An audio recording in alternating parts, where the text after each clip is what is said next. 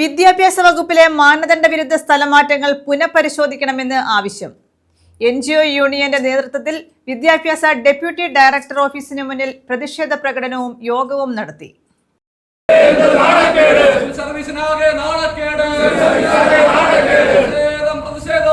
വിദ്യാഭ്യാസ വകുപ്പിൽ മാനദണ്ഡ വിരുദ്ധമായ സ്ഥലമാറ്റങ്ങൾ പുനഃപരിശോധിക്കണമെന്നാവശ്യപ്പെട്ടാണ് NGO യൂണിയൻ വിദ്യാഭ്യാസ ഡെപ്യൂട്ടി ഡയറക്ടർ ഓഫീസിന് മുന്നിൽ പ്രകടനവും യോഗവും നടത്തിയത്. കൊല്ലം ജില്ലാ വിദ്യാഭ്യാസ ഡെപ്യൂട്ടി ഡയറക്ടർ ഓഫീസിന് മുന്നിൽ NGO യൂണിയൻ സംഘടിപ്പിച്ച പ്രതിഷേധം യൂണിയൻ സംസ്ഥാന സെക്രട്ടേറിയറ്റ് അംഗം C. ഗാഥ ഉദ്ഘാടനം ചെയ്തു. സ്ഥലമാറ്റവുമായി ബന്ധപ്പെട്ട ഒരു ഇടപെടലും നടത്തേണ്ടതില്ല.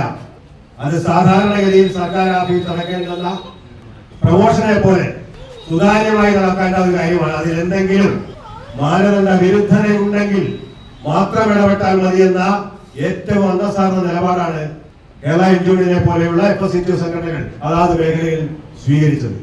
അങ്ങനെ കൃത്യമായി മാനദണ്ഡത്തിന്റെ അടിസ്ഥാനത്തിൽ ഓൺലൈനായി സ്ഥലമാറ്റം കേരളത്തിൽ നടപ്പാക്കി വരികയാണ്. ഇപ്പോ ഒരു 10 വർഷം ഇങ്ങനെയൊന്നും ഇടപെടാൻ കഴിയാത്തതിന്റെ എല്ലാ മോഹഭംഗവും തീർക്കാനുള്ള അവസരമായി ഇതിനെ കാണുകയാണ്. ഇത് വിദ്യാഭ്യാസ വകുപ്പിൽ മാത്രമല്ല, ആദ്യം വകുപ്പൊക്കെ ആകുന്നതിന് മുമ്പ് എല്ലായിടത്തും കയറി ഇടപെടുകയാണ്. വകുപ്പായപ്പോ വകുപ്പിനനുസരിച്ചുള്ള ഇടപെടൽ നടക്കുന്നുണ്ട്. അനിശ്ചിതകാല പ്രക്ഷോഭം നടത്തിക്കൊണ്ടിരിക്കുകയാണ് ഈ ഭരണ സ്ഥിരാകേന്ദ്രങ്ങളിൽ കേരള യൂണിയന്റെ FSCTയുടെ നേതൃത്വത്തിൽ.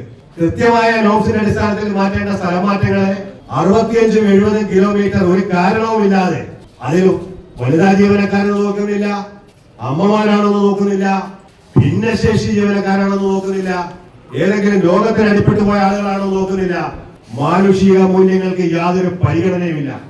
ആ നിലയിൽ തലങ്ങും വിലങ്ങും സ്ഥലമാറ്റം നടത്തുകയാണ്. യൂണിയൻ ജില്ലാ പ്രസിഡന്റ് B. സുജിത്ത് അധ്യക്ഷത വഹിച്ചു. R. Ramya Mohan, R. Ratheesh Kumar, S. Deepa, MS. Biju, C. Rajesh, Saji Leon, R. Anilkumar എന്നിവർ പങ്കെടുത്തു. ന്യൂസ് ബ്യൂറോ, കൊല്ലം.